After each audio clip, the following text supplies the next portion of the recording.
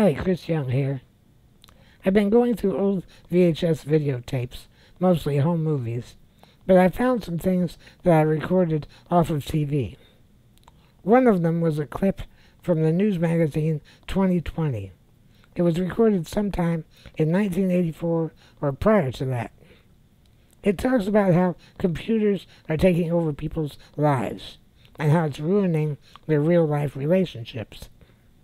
I was involved in the CompuServe online network way back in the early 80s, and I thought this was a bit biased and didn't really show that online relationships can be fulfilling and intimate relationships and don't necessarily distract you from your real-life relationships.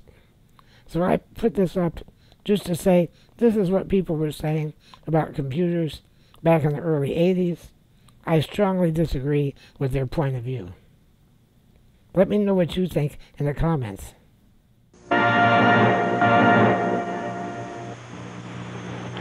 What can come between a husband and a wife when there isn't another woman or another man? Money troubles or disagreements over the children? Well, these things certainly could. But there is a new disturbance, a new seductive force that is making many American marriages seem more and more like the classic love triangles that we're familiar with. Here with that story is Bob Brown. Bob? Hugh, this is a story about relationships, about passions and frustrations and needs and desires. And you'd think that our central characters, by definition, would have to be people. In this case, you'd be wrong. The central characters in this story are computers. Consider this. Computers are the first machines ever created by us that also interact with us, that can play with us,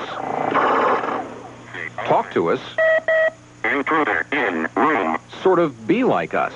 I am a computer. It's that quality, being like us, that can cause the problem. Because the seductive logic a computer uses when it relates to you can sometimes make you forget that human relationships aren't always so logical. I have all this nice analysis background. This background says you check point A, then point B, then point C, and do D. Well, that's what I did with our relationship. I mean, to me, it's totally logical. This group of people volunteered to talk about how the new technology has affected their lives. They have already experienced what millions of others may experience in the future. Changes in their own relationships brought about by the computers in their offices and homes. We moved down from San Diego 2 years ago, and immediately he computerizes my sprinkler system. I cannot work it. He tries to computerize my temperature in the house. And one day he was playing with the computer, and I says, you know, what scares me the most is you computerize my sprinkler, you computerize my house, you computerize my car. When do I come? When do I get computerized? I said, I think we need to talk. And I understand where she's coming from. No, you don't. That's not true. I understand where she's coming from, and I've tried to take some measures to mitigate the impact on the family, because there is impact. And one of the things that I do is limit my time primarily to 11 p.m. to 2 a.m. is when I use the computer. However, in my naivete, thinking that that was going to take care of the whole problem, I found out that there was the downside of that. She likes company when she goes to bed once in a while. And I can understand that, too. Resentment, anger, or frustrations are nothing new in personal relationships. What talking to this group shows is that there is a new cause. Psychologist Dr. Thomas McDonald. It became clear that a large part of the problem they were having was in fact due to the experience one of them was having with their computer. If this whole idea sounds a little far-fetched to you at first, it begins to make more sense when you think about a computer not just as a tool, but as an interactive machine. A computer is patient. Incorrect. Try again. It responds politely. Correct. It doesn't judge you. And when you do the right thing, you get an instant pat on the back. Says, Sean is great, Sean is great, Sean is great. In short, it's nice to you. And who wouldn't succumb easily to that kind of attention, especially if you're the least bit shy? I don't have anybody to play with, so really, this is one of my best friends. Stanford University professor Dr. Philip Zimbardo, who's written 3 books on the subject of shyness, says the more some people play with computers, the more addicted they get to them. And there are an enormous number of people in our society, over 40%, who think of themselves as shy, who are afraid of other people, who avoid other people, who avoid social situations. Well, for those shy people, the electronic revolution is wonderful. It provides an escape. It provides a way of getting contact with machines that do what you want, when you want them, without the mess of a social relationship. The mess of a social relationship, as opposed to that faithful, understanding companion you found, the one that lets you be yourself, that doesn't ask why.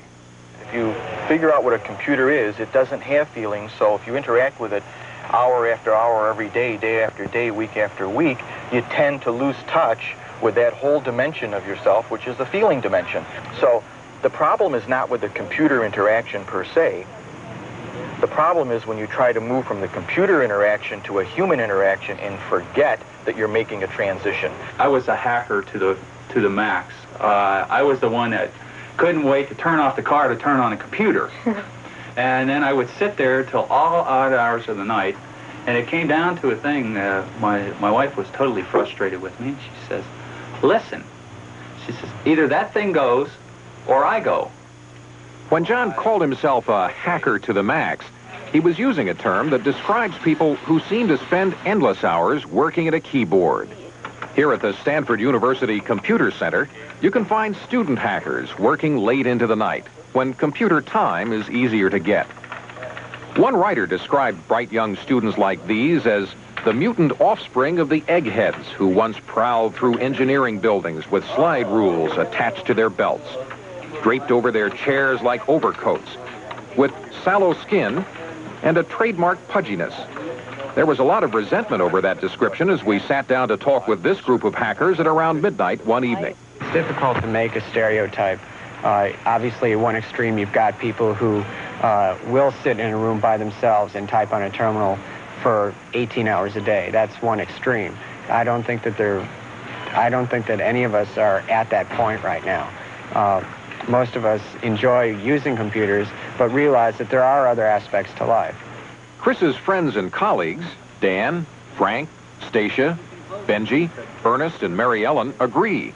They don't consider themselves strange in any way, and they don't think computers have interfered with their relationships much at all. Everything that we know about human communication says that less than 10% of human communication, that is what's going on between you and me, less than 10% of that has to do with the words that you and I are using.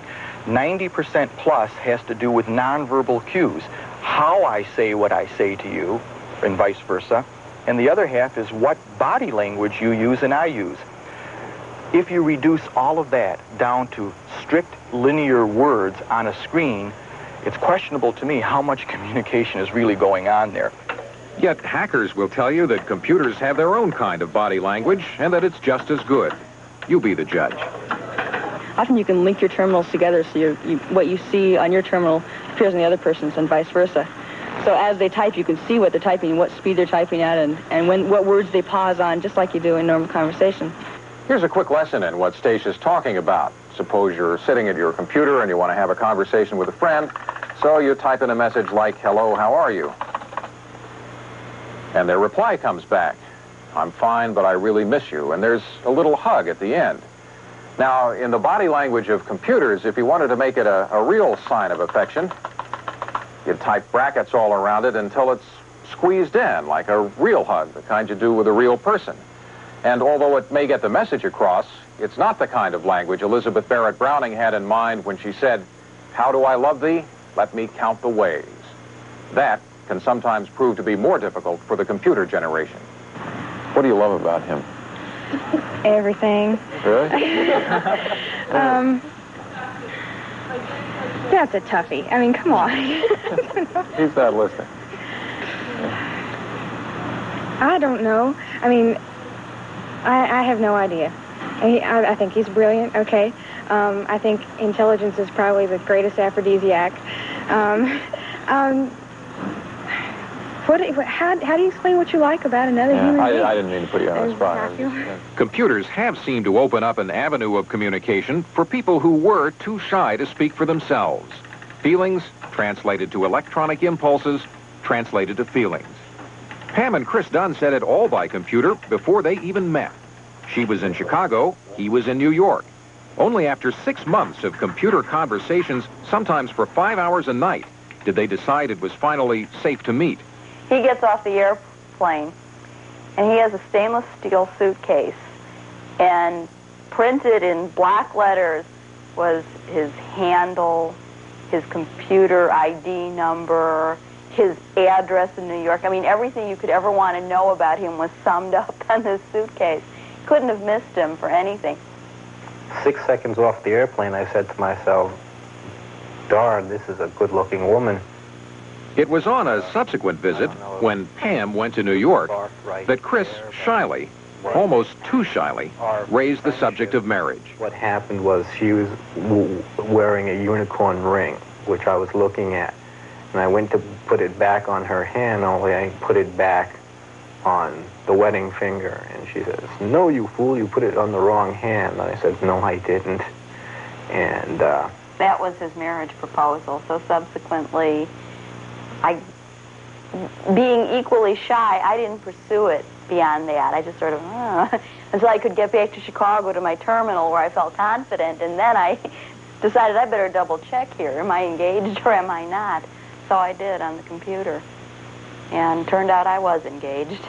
And Pam and Chris were married this spring by a justice of the peace in Chicago. They are, of course, an unusual example of how a computer substituted as an intermediary in establishing a relationship. But how unusual are they, really? It's something to think about as computers come into our homes and schools. Because just as television became a catalyst for massive changes in human and social relationships, computers are doing the same in other, more subtle ways we're just beginning to discover. Traditionally, in most cultures, children are children, adults are adults, adults pass on to children the values, the norms of the society, and the children learn them. Here we have just the opposite happening. So you hit return and they'll have to load it. I have students already who grew up with a computer, qualify as computer hackers, who feel that small talk between people is not only irrelevant, but it's a time waste. You don't say, hello, how are you, what the weather is like. You say, what I would like from you is such and such, and you answer yes, no, or maybe. But there is no maybe about the ratio of computers to students in public schools. It is 1 to 350 and growing quickly. Between 2.5 and 4 million homes have computers in them, and research indicates that children are the major reason for buying the computers in the first place. Parents seem anxious to introduce their children to the computer age, even if the adults themselves feel uneasy with their shifting roles. Values are at the core of those shifting roles, just as they have been during every other technological revolution. But because computers interact with us, relate to us, the problems they raise are just a little more subtle. In your experience, we asked a question perhaps to prove the point. What would cause less strain in a household? A new computer or a new baby? I think the baby. is easier. I can deal with the baby. It grows and I can teach. Right. I can go goo-goo and it'll say, yeah. Oh, not right away. If you want a computer to do that, you can certainly program it, especially with audio response units right now. It'll talk back to you. And What can your computer put arms around you? Robot. No contest there. You know what this reminds me of, though, Bob? It's been said that machines may well create more problems than they'll solve. And there's something of a flavor of that here. That's right, and what we've seen so far is a growing body of research, mainly in computer-oriented magazines at first, by experts who believe that those problems are a kind